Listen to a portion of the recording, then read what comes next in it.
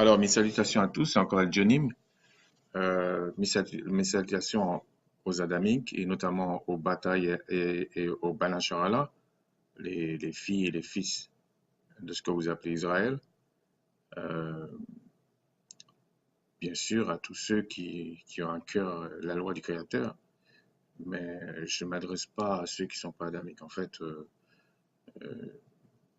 on n'a pas le temps à perdre sur ça, mais je ne vais pas à chaque fois répéter la même chose. Donc, j'ai oublié d'ouvrir ça. On va, on va se poser la question, pourquoi une loi, on va dire un groupe de lois cérémonielles, sacrificielles, pardon, qui utilisait le monde animal, avait des répercussions sur le monde spirituel, sur le monde céleste même, et même qui pouvait intéresser le monde spirituel même. Pour commencer, dans la loi, il faut comprendre qu'il y a enfermé dans la loi la cause et l'effet. Alors, je ne vais pas rentrer dans les détails, c'est tout simplement parce que il y a des myriades et des milliards de serviteurs du Créateur qui, qui, qui, qui vivent à travers la puissance du Créateur, qui sont des anges et des esprits à son service. Donc, contrairement à ce que les gens pensent, tout est contrôlé. Mais ce n'est pas l'objet de la vidéo, ok? Et d'ailleurs, c'est pour ça qu'on dit d'éviter de faire des cultes aux anges, etc. Mais ceux qui adorent vraiment le Créateur vont refuser qu'on les adore. Donc, c'est peut-être un petit truc pour comprendre. Donc, pour la bénédiction et la malédiction, il y a la cause et l'effet. Donc, il y a la loi. Et suivant ce que vous faites, il y a un effet qui est une bénédiction ou une malédiction. En d'autres termes, soit vous allez vous tuer tout seul, mais les serviteurs du Créateur qui sont angéliques vont vous empêcher de faire certaines choses. Et d'ailleurs, la loi qu'il a donnée à Macha pour le peuple, il a donné dans un cadre bien particulier. Mais la loi existait déjà. Parce que dans la loi, je vous ai dit, il y a une partie intemporelle, éternelle, qui a toujours existé. Et quand on a créé la terre, ben, il a fallu régir la terre à partir du céleste. Donc, tout ce qu'on voit comme le mariage, comme ça, il y avait des lois pour ça. Mais sur le plan spirituel, les relations spirituelles sont assimilées à un mariage.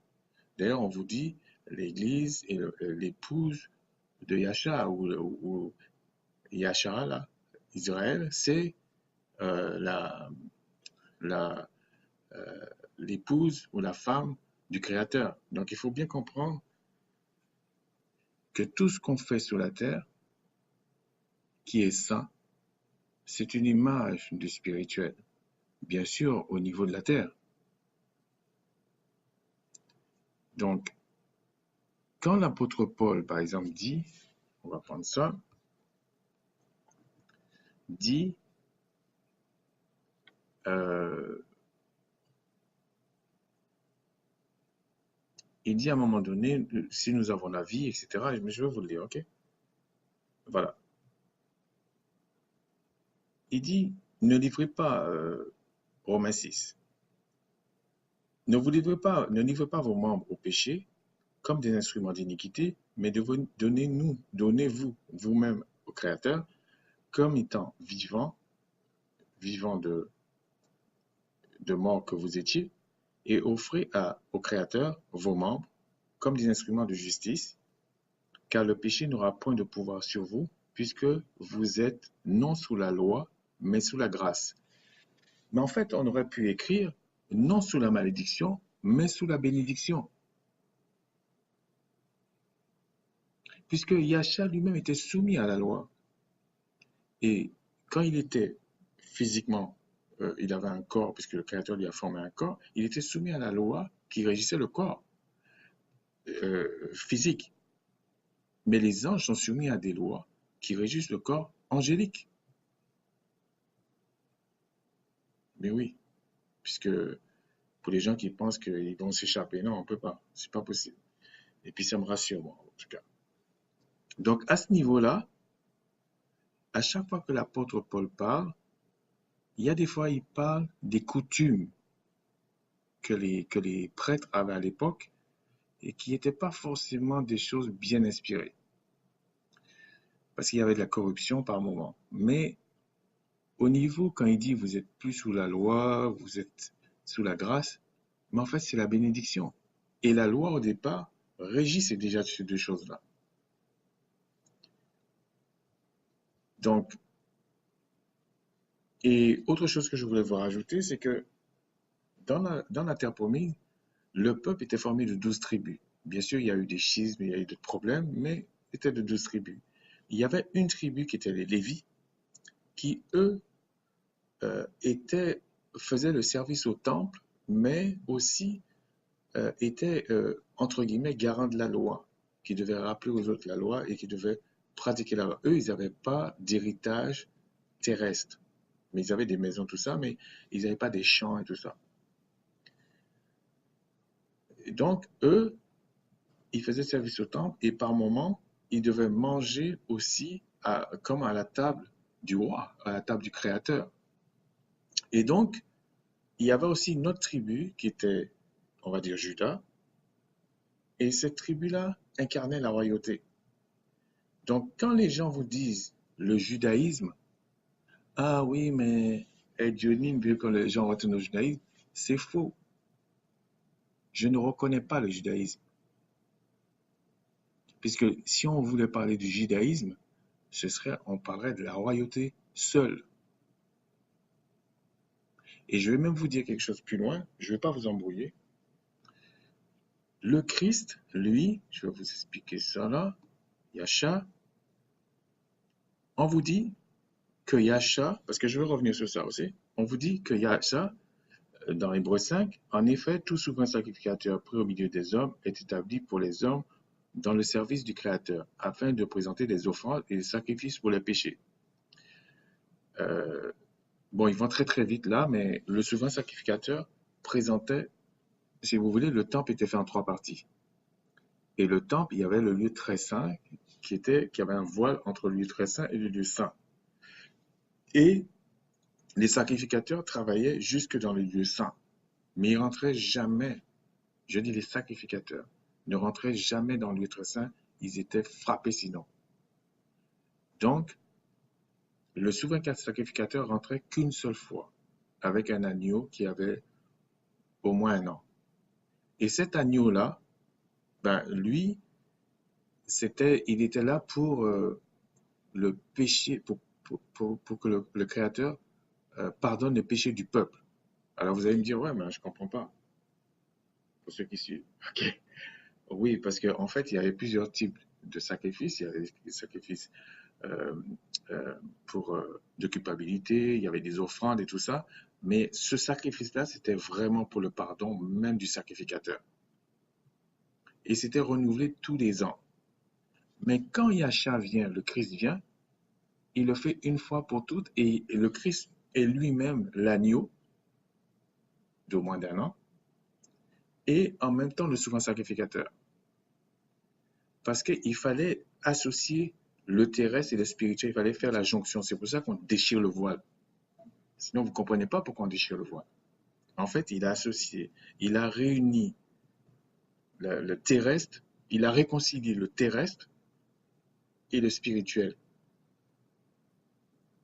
Parce que le premier Adam, en fait, avait chuté, parce que lui, si vous voulez, le premier Adam, c'était la terre qui allait vers le céleste.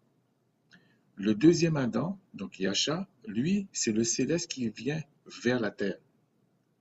D'ailleurs, c'est pour ça qu'il a pu résister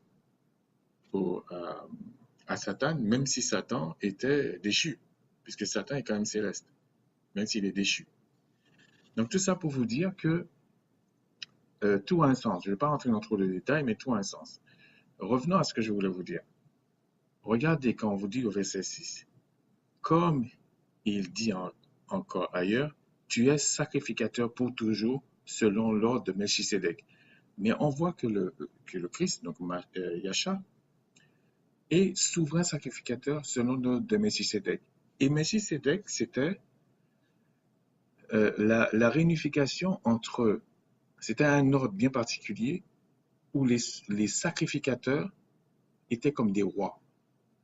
Alors que dans la terre promise, on a bien séparé les deux, la royauté et la sacrificateur. Un souverain sacrificateur ne pouvait pas être un roi. Un roi ne pouvait pas être sacrificateur. Donc c'est pour ça aujourd'hui, quand les gens vous disent ah, mais on est descendant de Judas, on pratique le judaïsme,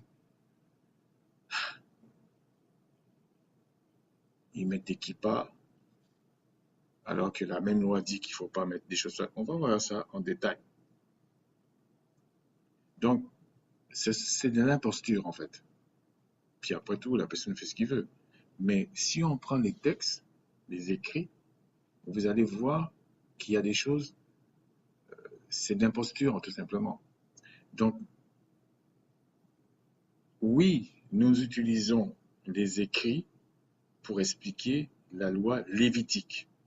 On va dire, oui, la loi lévitique. Mais en réalité, nous sommes plus sous cet ordre d'Aaron. Je ne vais pas aller trop vite, ok? Mais je vais revenir sur ça, c'est simplement, je fais une transition. Nous sommes sous l'ordre de Melchisédek. Nous ne sommes pas simplement des prêtres, nous sommes aussi des rois. Nous faisons les deux. Parce que c'est ça, les fils du royaume. Donc, ceci étant dit, on va passer. Bon, et la loi est détaillée dans Lévitique. Hein. Vous allez dans Lévitique, vous voyez, par exemple, là, il y a une loi sur du sacrifice de culpabilité, etc. Donc, je disais que la loi, on amenait des animaux purs, parce qu'il faut comprendre que le Créateur a fait deux sortes d'animaux. Purs, on va dire,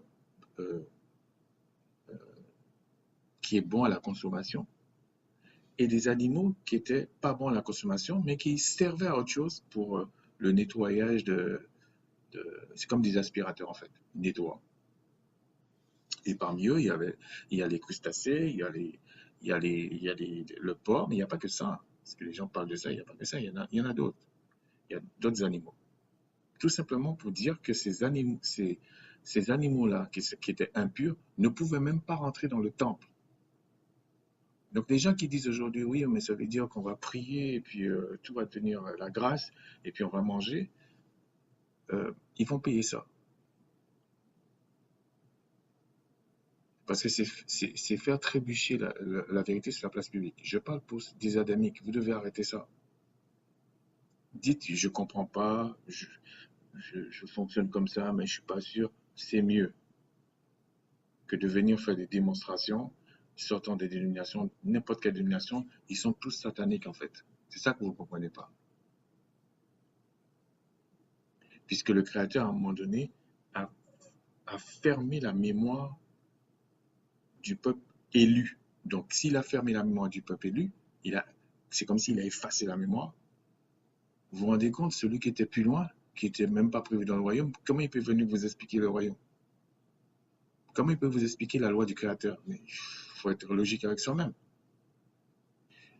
Mais le Créateur réveille son peuple quand il veut. C'est une promesse qu'il a faite. Et c'est pour ça que je dis que ceux qui disent que c'est le monde entier, on est tous la même race, etc., etc. D'ailleurs, c'est un peu bizarre qu'avant on disait qu'il y avait plusieurs races, et puis plus ça arrive la fin, on dit on est une seule race. Mais il y a toujours une seule race humaine. Ils n'avancent rien en disant ça. Mais en fait, ils cherchent à cacher quelque chose encore. Mais la race humaine, c'est pour lui qu'il y a le salut. Puisque, je vous ai déjà dit, la race humaine, c'est comme, entre guillemets, un aliment pur, on va dire comme ça. Et ceux qui ne sont pas adamiques, c'est comme des animaux greffés que le Créateur n'a même pas créés. Ils ne peuvent même pas rentrer dans le royaume. Alors, ça c'est l'extrême. Mais il y a aussi certains qui vont être intéressés par le royaume parce qu'ils ont quand même des traces adamiques en eux. Mais même là, c'est le Créateur qui peut décider. Parce qu'il y a sûrement d'autres critères qui font qu'il y aura des problèmes. Mais si on comprend bien les choses, donc dans ce temple, on amenait les animaux purs. Bon, il y avait une loi, il ne fallait pas qu'ils soient moins d'un an, etc. Et on amenait, en tout cas pour les agneaux, pour les moutons, tout ça, et on les amenait, même les bœufs, tout ça, on les amenait pour la sacrificature en fonction des fêtes. Mais pas seulement des fêtes, il y avait aussi pour les péchés, pour les remerciements, etc. Et ces animaux-là n'avaient rien fait, en fait. En fait, on frappait l'animal, parce que sans effusion de sang, il n'y a pas de pardon. En fait, si vous voulez, dans le principe du pardon, il faut se livrer. Le vrai pardon, la vraie humiliation, la vraie repentance, c'est que tu te livres. Là, on voit que tu es sincère. Donc, c'est ton âme que tu livres. Le problème, c'est que l'âme, à ce moment-là, des descendants d'Adam, était souillée. Même si le Seigneur permettait que, bon, on ne les frappait pas, mais il frappait l'animal. Mais c'était momentané. C'est pour ça que le souverain sacrificateur allait tous les ans. Mais un animal ne peut jamais racheter un adamique. Parce que déjà l'adamique est... Bon alors j'ai une petite coupure là, donc parce que j'ai oublié les conveys en fait, mais on va commencer. Donc je disais que un animal ne peut pas racheter, même s'il est pur, ne peut pas racheter définitivement un adamique, même il a péché. C'est pas possible. Donc le Créateur avait laissé ça en attendant, pour amener le peuple à maturité, pour avoir conscience du péché et de ce qui s'est passé en fait. Et on va voir qu'il y a eu un précédent. Mais pour l'instant, ce n'est pas l'objet. Ok. Donc, ce qui se passe, c'est que le vrai problème, c'est que maintenant, dans la loi cérémonielle, dans la loi sacrificielle, pardon, il faut effusion de sang. On a vu que c'est les animaux purs qui doivent être sacrifiés. Alors pour les personnes qui pensent que ouais c'est pas juste et tout, créez aussi un monde, ok? Créer le soleil et tout ça, puis après vous allez commencer à parler, mais pour l'instant, si vous savez pas faire ça, écoutez simplement, c'est tout, et puis essayez de comprendre. Donc l'animal, si vous voulez, apaisait la colère du Créateur en fait, d'une certaine manière, en disant ok, parce que sans effusion de sang, il n'y a pas de pardon. Et quand Yahshua vient, le Christ vient, parce que dans le royaume des cieux, c'est une évidence, ça. Donc, quand le Christ est venu, il savait pourquoi il était venu. Il n'a pas découvert ça. Et quand il a donné sa vie à ce moment-là, pour racheter le peuple, pour racheter les Adamiques, parce qu'un Adamique ne peut racheter qu'un Adamique. C'est pour ça qu'on dit Christ, c'est pour ça qu'on dit, au début, le Créateur dit, il y aura la postérité en fait de la femme. Donc, la postérité de la femme, c'est quoi? C'est un Adamique, puisque c'est Adam qui donne la semence. C'est forcément un Adamique. Pour les gens qui disent oui, la femme, non, non, non. C'est une graine d'orange qui donne une orangée, qui donne des oranges. Peu importe ce que vous voulez dire. Bien sûr, la terre a son importance, mais la semence même, c'est la graine d'oranger.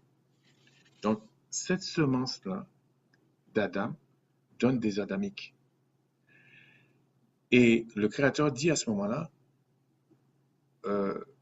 la, la descendance d'Adam écrasera la tête du serpent.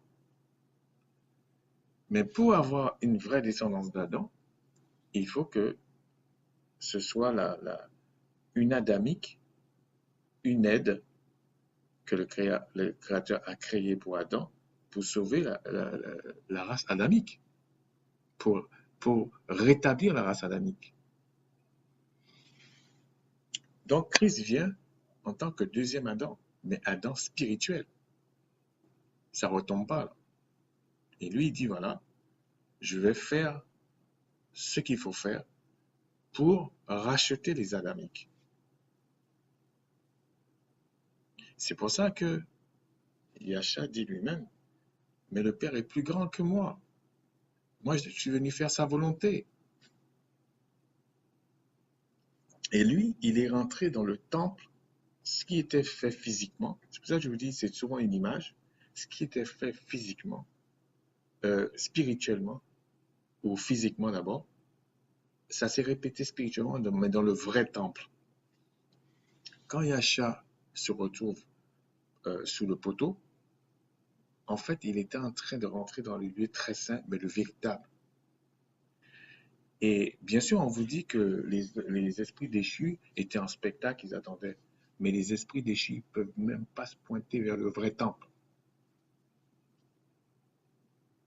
C'est trop tôt pour parler de ça, mais quand on dit dans Job que Satan se baladait là, non, c'est pas comme ça. C'est un peu la même chose quand Christ dit, quand on dit personne n'a vu le Père. Je vais vous montrer ça. Je pense que c'est dans Jean.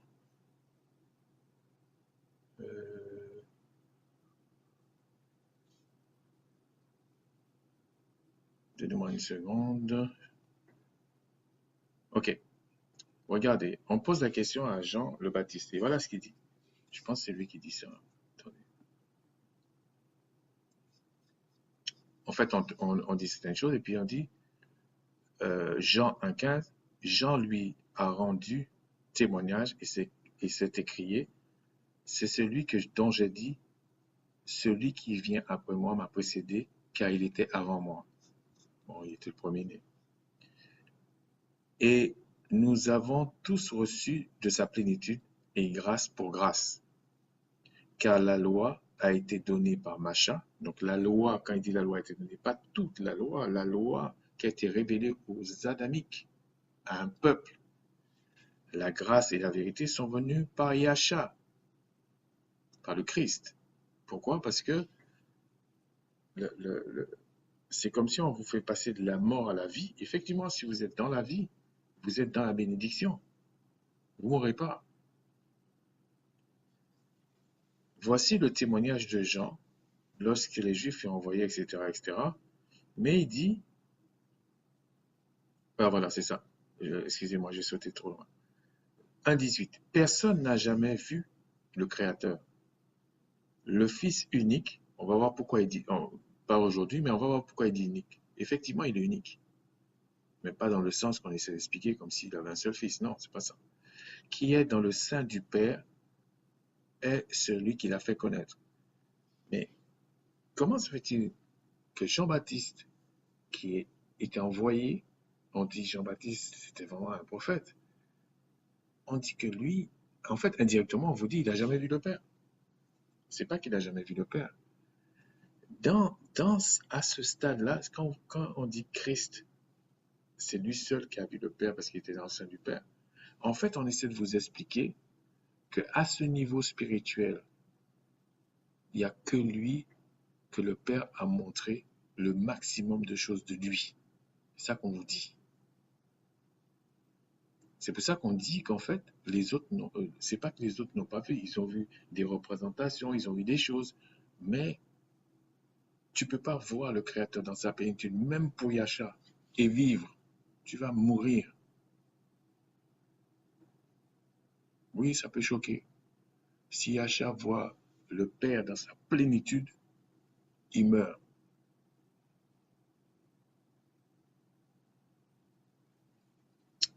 Donc, pourtant il est céleste, pourtant il est le roi et tout ça. Donc, en fait, ce que j'essaie de vous expliquer, c'est que la loi sacrificielle n'avait de sens que tant que Yasha ne venait pas, et tant que Yasha euh, n'avait de sens, tant que Yasha n'avait pas donné sa vie, ça reste au niveau de la terre. Ce serait toujours la terre qui va vers le ciel, qui va vers le Père. Mais quand Yasha vient, là, c'est les cieux qui viennent vers la terre. Donc, c'est comme si on vous prend et vous naissez de nouveau. C'est pour ça qu'on dit ça. Vous naissez de nouveau. Donc, vous devenez le temple. Du moins, on va dire un temple ou une partie du temple, mais vous faites partie d'un ensemble spirituel maintenant. Et dans cette nature que vous avez maintenant, c'est comme une nature angélique qui naît devant tout le monde. Vous êtes un miracle en fait. Et c'est pour ça que on dit, à un moment donné, Yasha dit, vous devriez être comme des dieux.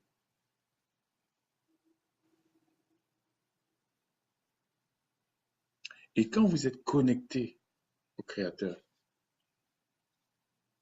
et vous êtes sous la bénédiction, vous n'êtes plus sous la malédiction. Mais ils ont traduit en disant, vous êtes plus sous la loi. Non, vous êtes toujours sous une loi. Vous n'êtes pas sous la loi de la malédiction. Vous n'êtes pas dans cette partie-là. Un peu comme dans nos sociétés, hein, c'est pareil. On va dire, vous êtes sous le coup de la loi. Donc, si vous êtes sous le coup de la loi, c'est-à-dire, ou celui qui dit, je ne suis pas sous le coup de la loi, il n'est pas sous la loi, il est sous la loi quand même. Il doit respecter des choses. Et quand il dévie, on va lui dire, vous êtes sous le coup de la loi. Mais c'est comme ça qu'on aurait dû écrire ça. C'est pour ça que chaque fois je dis oui, il y a eu tentative de falsification de la loi, mais de la parole. Mais c'est parce qu'on n'a pas de connaissance qu'on va dire qu'il y a une falsification. Mais si on a la connaissance, on va dire, ouais, je vois ce qu'il voulait faire, je vois, ok, ok. Donc, pour me résumer, oui, la loi sacrificielle avait un sens jusqu'à Yasha, depuis le début jusqu'à la fin, depuis Adam. C'est là que ça a commencé en fait. C'était pour pallier à quelque chose. Ça ne veut pas dire que le Créateur a été surpris, non. Il avait déjà prévu ça. Et quand il nous a donné la loi alimentaire, c'était déjà pour nous faire comprendre que nous sommes des temples. On ne rentre pas n'importe quoi dedans. Je vais m'arrêter là pour cette partie-là, parce que après, ça va rentrer dans trop de choses, mais je pense que c'est déjà bien comme introduction pour comprendre qu'en fait, la loi sacrificielle, voilà pour quelle raison on sacrifiait les animaux, et c'est des animaux purs. Et d'ailleurs, les sacrificateurs d'époque des Lévites mangeaient aussi de ces animaux-là.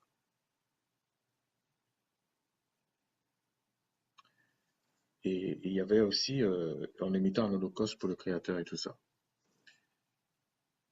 Mais quand Yasha vient, il vous fait comprendre que lui-même est un agneau. Ça ne veut pas dire que... Alors vous allez dire, oui, mais ça veut dire que le Créateur, lui, il mange les... Non, c'est pas ça. D'ailleurs, c'est les sorciers qui font ça. Je pense qu'il y a un passage, je pense... Attendez, on va faire ça. C'est pas l'objet, donc je ne vais pas m'attarder sur ça, hein, mais je voulais simplement vous parler de ça. Je n'avais pas prévu ça en fait. Euh, pourquoi il me fait ça? Ok, bon, je vais prendre comme je faisais déjà.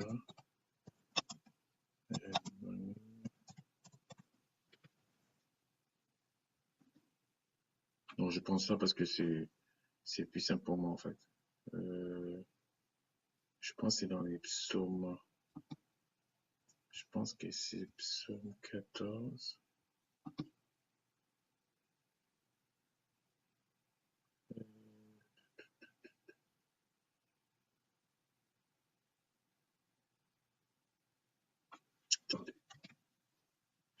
plus vite comme ça. Ok. Donc c'est bien le Somme 14, ok? Tous ceux qui commettent l'iniquité ont-ils perdu le sens? Alors 14, 14, 14, 4. Ils dévorent mon peuple, ils le prennent pour nourriture, ils n'invoquent point le Créateur. En fait, c'est déjà, on vous explique un peu le principe de la sorcellerie. Mais Christ dit que la parole, les écrits disent que la parole, c'est comme de l'eau. Et sans eau, vous allez mourir. Mais aussi, la parole aussi, c'est comme une semence. La parole aussi, c'est une nourriture. Donc, tout ce que vous faites sur la terre, analysez ça. C'est un enseignement. Alors, sur ce, je dis, je vais vous remercier de m'avoir suivi. Vérifiez par vous-même. Arrêtez de gober tout ce qu'on vous dit. Puis, je vais essayer de faire une vidéo la prochaine fois pour vous montrer qu'est-ce qui s'est passé pour Caïn et Abel. Et vous allez en juger par vous-même. Alors, sur ce, je vous dis un gros shalom. Méditez bien les écrits. Demandez. Si vous êtes appelé à la repentance, le Créateur va vous répondre. Shalom.